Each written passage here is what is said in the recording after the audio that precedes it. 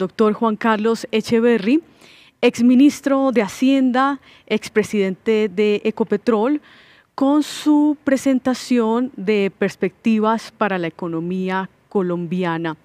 El doctor Echeverry está en este momento en Estados Unidos, más puntualmente en Washington, allí en el centro de este suceso anual, que son las elecciones en Estados Unidos. Él va a darnos una conferencia, su conferencia magistral, su visión de la perspectiva económica colombiana. Pasamos del doctor Beravech con su perspectiva económica global, lo que está viendo su equipo en medio de esta situación de pandemia, en medio de los nuevos casos de coronavirus que continúan presentándose en gran parte del mundo, y escuchábamos esa parte global, lo que va a suceder en el mundo. En esta parte de la conferencia vamos a tener al doctor Echeverry con su visión un poco más aterrizada y detallada de lo que sucederá con la economía colombiana el próximo año. Ya yo sé que muchos de ustedes conocen al doctor Echeverry, pero para los que no, déjenme contarles un poco el perfil de este gran economista en Colombia. Aparte de ser economista de la Universidad de los Andes, el doctor Echeverry también es PhD en economía de New York University. También es reconocido como uno de los mejores economistas de Colombia. Fue ministro de Hacienda, también fue CEO de Ecopetrol o presidente de Ecopetrol, maneja a la perfección también todo ese sector de hidrocarburos en el plano nacional.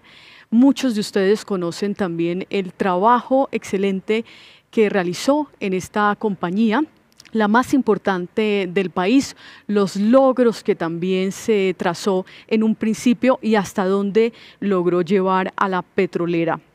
Aparte de esos cargos en esta hoja de vida del doctor Echeverry, pues también fue decano de Economía de la Universidad de los Andes y también fue director general del DNP, que es el Departamento Nacional de Planeación. Vamos a escucharle su visión, su perspectiva de Colombia desde Washington. Está doctor Echeverry, lo escuchamos. Muchísimas gracias por estar con nosotros. Vamos en directo, lo dejo con la audiencia.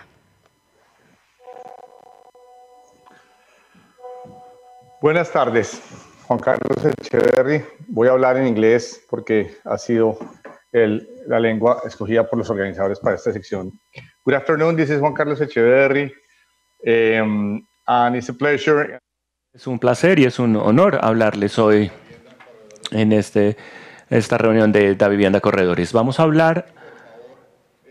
Hable en español. Entonces voy a hablar en español, salvo que me indiquen lo contrario. Vamos a ver el tema de la recuperación económica y los desafíos fiscales. Vamos a cubrir los siguientes temas. La evolución del coronavirus, como dijo quien me antecedió en el uso de la palabra. El primer tema del que hay que hablar siempre, Narimán Behavech, es la evolución del coronavirus. Después las predicciones económicas, qué desafíos fiscales tenemos y algunos temas sobre política monetaria y el tema político que en Colombia está en central. Estos son los casos acumulados por millón de habitantes y se ve, pues, naturalmente que el hemisferio occidental, las Américas, es el más golpeado del mundo, obviamente junto con Europa, una parte de Europa, pero pues Estados Unidos, Brasil, Perú, Colombia, Chile, Argentina, tremendamente golpeado en casos y tremendamente golpeado en muertes. De nuevo, Europa y las Américas muy golpeado en ambos medidores. Esta gráfica, que es un tris complicada, muestra la comparación entre lo que han sido los cierres de escuelas, de colegios, de puestos de trabajo, de restricciones a reuniones, de cierres de transporte público, cuarentenas, controles a vuelos internacionales. Esas son las primeras 6 gráficas de arriba. Y muestran en rojo Colombia, en azul el promedio mundial y en verde Suecia. No les voy a mostrar todo en detalle, pero mi mensaje es el siguiente. La línea roja siempre es mucho más alta que la línea azul, o sea, Colombia fue mucho más restrictiva que el mundo entero y tremendamente más restrictiva que Suecia. Y eso puede haber sido muy importante y haber tenido muchos resultados, pero como vemos, Colombia tuvo en las gráficas pasadas un desempeño pues menos que bueno frente a otras economías, otros países. Y yo creo que en parte la explicación es la gráfica inferior izquierda, que dice apoyo a pymes, o la inferior intermedia, apoyo a deudas y contratos, y la última que se llama índice de rigor. ¿Qué quiere decir esto? Que a pesar de que Colombia, en el índice de rigor mundial, fue mucho más riguroso, Colombia hizo menos transferencias, por ejemplo, que los suecos. Por supuesto, vamos a decir, bueno, Suecia es un país rico, nosotros no. Pero nosotros sí le pedimos a todo el mundo que se quedara guardado, entonces le teníamos que mandar mucho más dinero a la gente para que se quedara guardado. Suecia no les pidió que se quedaran guardados tanto y les mandó más recursos. Y el mundo también les mandó más recursos en promedio a todos sus nacionales y a todos sus ciudadanos y les pidió menos restricciones. Entonces, si les mandamos menos recursos, es probable que hayan tenido que salir. Muchos de ellos son informales, muchos de ellos viven de trabajos que hacen en la calle, no necesariamente en un puesto de trabajo. Y creo que eso es buena parte de la explicación de por qué la cuarentena, a pesar de haber sido más estricta en Colombia, no fue tan eficaz. Y es que la cuarentena tenía que ser cuarentena más ayudas. Cuarentena con pocas ayudas fue cuarentena con gente en la casa, en la calle contaminando.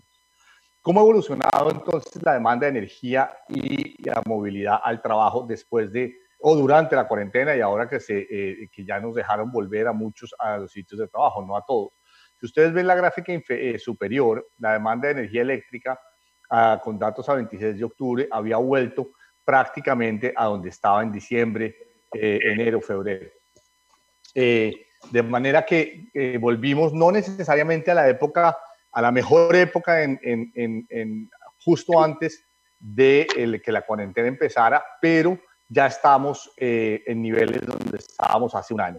Y en movilidad sí todavía estamos por debajo, tanto en Bogotá como en Antioquia, Valle del Cauca, Atlántico. Y el promedio nacional pues sufrió un poco en agosto, en julio, agosto, porque fue la segunda ola de la cuarentena, pero nos hemos recuperado. Otra noticia, aunque muy duro, ha sido la tasa de desempleo nacional. La tasa de desempleo nacional, como ustedes ven, fue un récord. La de Estados Unidos y la de Colombia fueron las que más saltaron en el mundo, saltaron 10 puntos porcentuales. Lo que pasa es que la de Estados Unidos saltó de 3 a 13 y la nuestra saltó de 11 a 21. Y ha ido evolucionando hacia 15.8, que es una recuperación, la verdad, impresionante. Hace 20 años, en la recesión más fuerte que hemos tenido en la historia, se demoró mucho más tiempo que 3 o 4 meses para volver al 15%. Vamos de 21 a 15.8.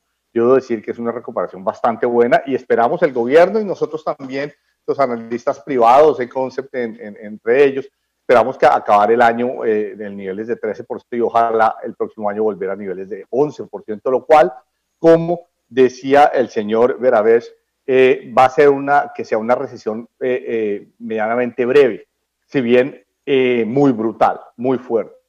La tasa global de participación no está lo mismo. La gente que dejó de participar en el mercado de trabajo ya está volviendo a participar. No estamos en la participación normal de 62, 64, donde estuvimos los años pasados por esta época, pero ya estamos en 61 y la tendencia puede ser a mejorar. ¿Cuáles son las cifras básicas con las que esperamos que cierre este año y el próximo?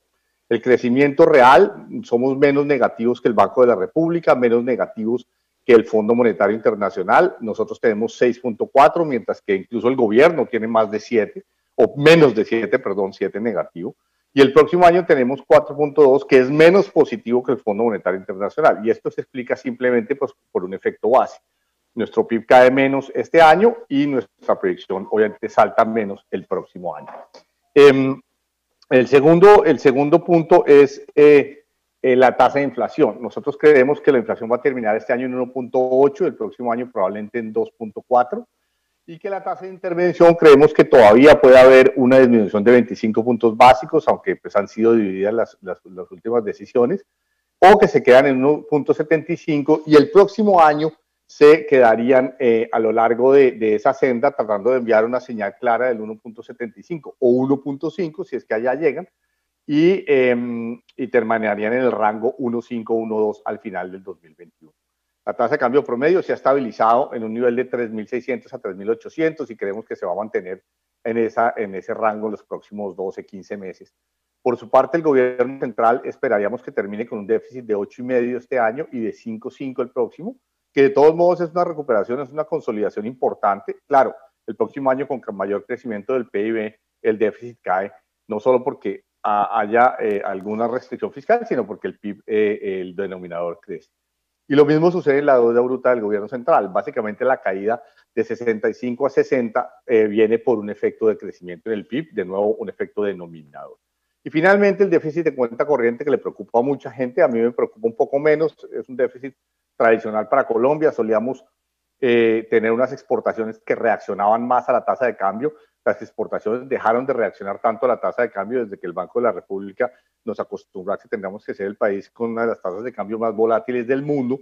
Entonces, la gente ya tiene que asumir el costo de una tasa de cambio volátil y las devaluaciones se vuelven menos un acicate a las exportaciones de lo que solían ser y hemos perdido mercados importantes, por supuesto, como Venezuela y Ecuador, que eran mercados a los que exportábamos cuando la tasa de cambio se devaluaba. ¿Qué ha pasado en inflación y en política monetaria? Ustedes ven, la inflación se situó justo en la base del rango meta del 2 al 4%, en 1.97, y pareciera que está dando la vuelta. Tanto los transables, que es el azul de la gráfica derecha, como los regulados, que es el azul oscuro, y han hecho un regreso en el mes de septiembre desde una caída fuerte que hubo entre mayo y agosto, y yo creo que eso va a mantener al Banco de la República, que es obviamente hipersensible a movimientos de la inflación, lo va a mantener alerta. Colombia ha bajado su tasa de interés, ese es el gráfico de la izquierda, a 1.75, y si bien yo creo que ha debido ser más agresivo y seguir los ejemplos de Perú y de Chile bajándola a 0.5 o a 0.25, nuestro banco siempre gradualista ha tratado de mantener una política muy prudente. Recuerden que la prudencia, el mensaje básico de la ciencia económica es una sola palabra y es prudencia. Y nuestros banqueros centrales saben muy bien economía, entonces saben muy bien ser prudentes. Yo creo que hemos debido ser un poco, no imprudentes, pero sí más generosos, tanto en el frente fiscal como en el frente monetario. Justamente el frente fiscal es esta gráfica. Colombia, si ustedes ven el esfuerzo fiscal que hizo extraordinario para ayudarle a la economía, a la salud, a los hogares y a las empresas, fue más o menos de 2.8% del PIB, o sea, muy cerca al rango de mercados emergentes, que es el que está en la mitad. Una ayuda de 0.3 a salud, este es el promedio de mercados emergentes, nosotros estuvimos en ese rango, 0.3 a 0.5 del PIB, y un 2.5 en mercados emergentes, nosotros un 2.8, mucho menos que las avanzadas y un poco más que los países de bajo ingreso. Aquí se ve el gasto fiscal por país y ha sido muy heterogéneo a nivel mundial, y se ve que Colombia estuvo en el rango menos agresivo, de 2,5 al 5, Colombia es amarillo. Los que tuvieron menos de 2,5 son México, muchos países de África, algunos países de Asia, pero Estados Unidos, la mayor parte de América Latina y Europa estuvo en rangos de 5 a 7,5, de 7,5 a 10. Creo que Colombia en esto fue un poco tacaño. Creo que Colombia, junto con Argentina, Fiji y Paraguay, aquí ha debido tener una actitud más agresiva. Hoy recibimos datos de que en Cartagena, en Barranquilla, en Sincelejo, en Riohacha, está habiendo, la mitad de las familias están comiendo 2 veces al día. Incluso en Cali, incluso en Pasto, casi el 60% solo está pudiendo de 3 comidas al día en la mesa, o sea, el 40% no está comiendo sino 2 comidas al día. Esto debería ser un llamado de alerta para el gobierno para que reconsidere el monto de recursos que le está llevando a las familias y les ayude. Aquí estamos comprando la estabilidad anímica y familiar, y por supuesto la estabilidad política de Colombia. Si el gobierno ahora no se vuelca sobre las familias, en especial sobre las familias pobres, podemos estar comprando comprando un problemas o sembrando las semillas de cosas de las cuales nos vamos a arrepentir. No es el momento para ahorrarnos 3 o 4 o 5 billones de pesos, 0.5 del PIB en este momento no cambian el escenario fiscal, pero sí que cambian la vida a muchos colombianos. Y aquí está obviamente la preocupación del gobierno, que es natural y es sensata, dado que el gobierno, el ministro, el viceministro de Hacienda, la gente del Banco de la República son gente seria, ellos la deuda se les ha subido de 52 a 68. 52 es muy alto. La deuda de Colombia solía ser entre 30 y 40% del PIB. Ahí nos hemos debido quedar al final de la recesión anterior del 2017, pero se subió a 52%, lo cual nos dejó vulnerables para esta recesión. Obviamente, esta es una recesión de la que solo salimos con deuda, un momento keynesiano, típicamente keynesiano, en el que el gobierno se tiene que endeudar para traer recursos del futuro y entregárselos a las familias y a las empresas. Y pues ese salto de 52 a 68, si usted ve ahí, nos vuelve casi un país típicamente latinoamericano, que pone en riesgo, por supuesto, las calificaciones de deuda, y muy similar a otras economías emergentes cuando nos debíamos estar diferenciando tipo Perú, tipo Chile, con deudas más bajas. El escenario fiscal, pues típico de lo que pasó es antes de la crisis esperábamos déficit de 2.5 y 2.3, y con la crisis este año va a ser un déficit de 8.2 con una ayuda de 2.8 a la economía, y el próximo año de 5.5 a 6% con una ayuda de 0.4 a 1% a la economía. Este punto 5 fue adicionado por el Congreso de la República antes de la aprobación del presupuesto. Hicimos unos ejercicios de escenarios de cómo se podía recuperar Colombia, y en el escenario más positivo estaríamos pasando al final del 2021 por el sitio donde estábamos justo en el momento de la crisis, o sea, en finales del 2019. En el escenario más negativo nos esperaríamos hasta el 2023 para pasar por ese nivel.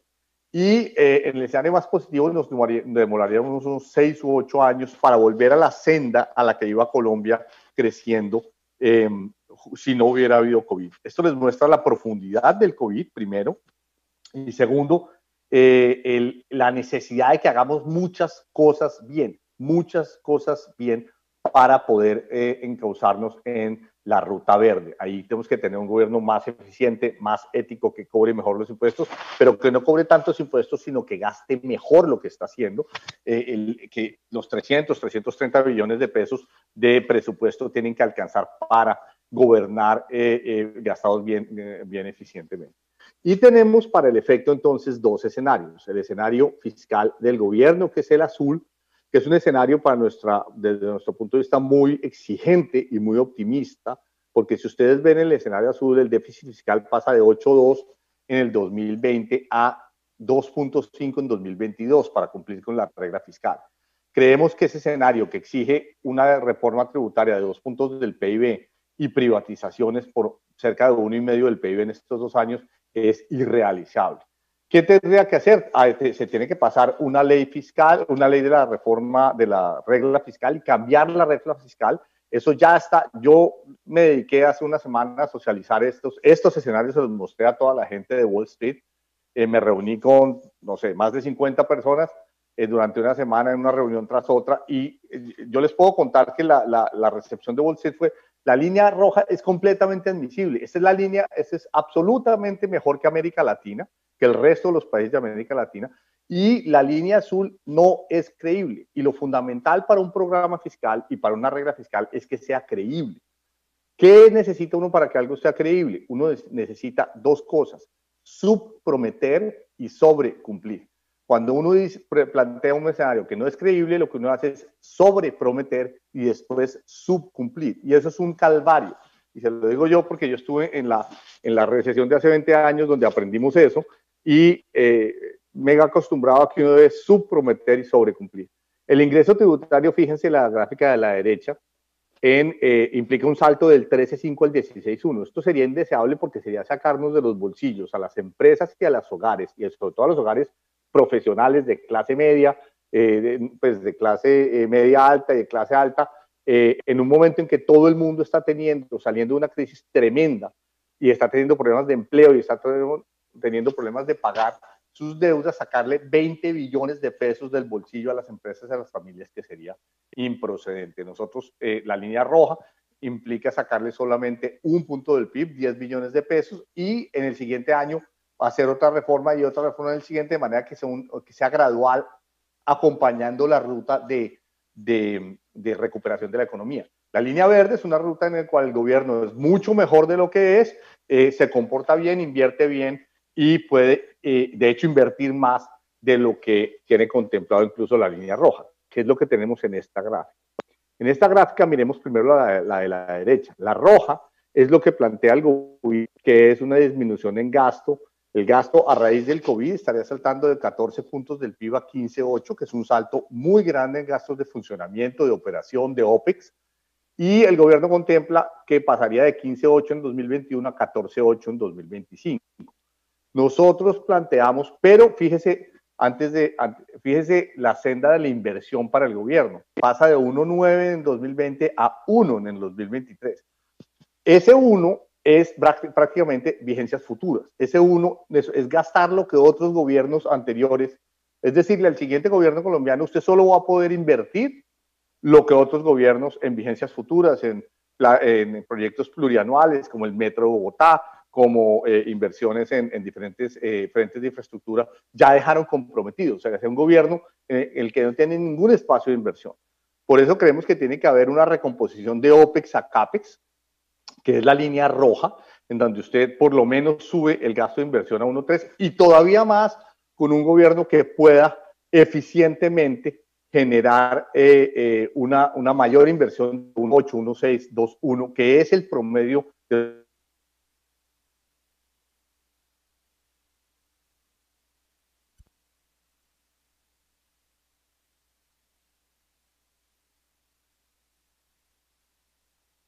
y la senda de deuda, que es la de la izquierda, la del gobierno, tiene 15 puntos de reducción en 5 años, de 65 a 51, mientras que la nuestra, que es la roja, tiene una reducción igualmente ambiciosa, pero no tanto, de 65 a 56, casi 10 puntos de reducción en deuda pública. Estos datos de deuda pública, de nuevo la gente de Wall Street me dijo, esto es completamente admisible. Si Colombia logra esa reducción de 65 a 56, está perfecto. Ahora miremos Ecopetrol.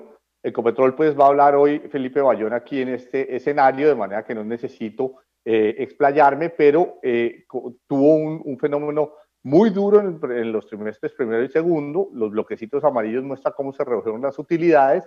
Ya en el tercer trimestre se está recuperando y con un precio promedio, que es el que está con X barra arriba, de 43, ya no de 33, pues no estamos en 51 o en 62, donde estábamos el año pasado, pero con 43 el control ya se break-even con 30, 35, según nos dice Ecopetrol, y puede generar utilidades. De manera que en Ecopetrol lo peor ya pasó y esto es esperanzador para el gobierno. Antes de cerrar, dos elementos de política. Una, la gobernabilidad del presidente Duque está afectada naturalmente por su favorabilidad y con un espacio limitado para reformas. El próximo año se plantean 4 reformas, una mercado de capitales y una tributaria, que sí creemos que se van a dar, pero 2 reformas que son muy complicadas que se pasen en un año de elecciones y en un año en que los colombianos están saliendo de una recesión, y no solo de una recesión, de un encerramiento, de un momento de sufrimiento social. Imponerles una reforma laboral y pensional creo que es un prurito de los economistas. Yo creo que hay una disonancia cognitiva entre lo que los economistas pensamos y lo que los políticos y el público en la calle pueden aceptar. Primero, una tributaria basada en poner a tributar a la clase media masiva y poner a tributar a la clase media más renta, creo que no es realista. Creo que hay que conseguir ese punto del PIB, pero de una manera que sea menos gravosa. Eso se puede hacer después, cuando la economía esté bollante, pero saliendo de semejante crisis tan brutal, creo que es exigirle demasiado tanto a los políticos como a la clase media colombiana, que el IVA y la reforma en renta que plantean los economistas, mis colegas, es básicamente gravar a la clase media. Entonces creo que hay que pensarla de una manera mucho más sensible, y la laboral y la pensional yo también creería que son reformas que, si bien son necesarias, la oportunidad, el momento político, en el final del tercer año del gobierno, un gobierno que tiene baja espacio de gobernabilidad, hacen que sea muy difícil pasar una agenda tan ambiciosa. Yo creería que la del mercado de capitales y la tributaria sí van, pero la laboral y la pensional no, y nos tenemos que acostumbrar a eso sin hacer un gran escándalo y decirle al gobierno que es que no puede pasar nada. ¿Qué pasaría en las elecciones hacia adelante? Y esta es una encuesta muy interesante de Polimétrica que pregunta si usted es de derechas o de izquierdas, y se ve que el país es un país de centro. Es un país donde el centro tiene la mitad de la población y las opciones de derecha o de izquierda tienen una cuarta parte de la población, de manera que coaliciones van a mandar y es bien probable que una coalición de centro-derecha pueda ganar las elecciones, si bien obviamente no se puede descartar que una coalición de centro-izquierda pueda tener también una opción, pero se ve el centro-izquierda mucho más dividido que el centro-derecha. Eso solo se sabrá a lo largo del próximo año. De manera que con esto creo haber cumplido con el tiempo que me dieron los organizadores y quedamos a disposición de ustedes. Muchas gracias a la Vivienda y Corredores por esta invitación.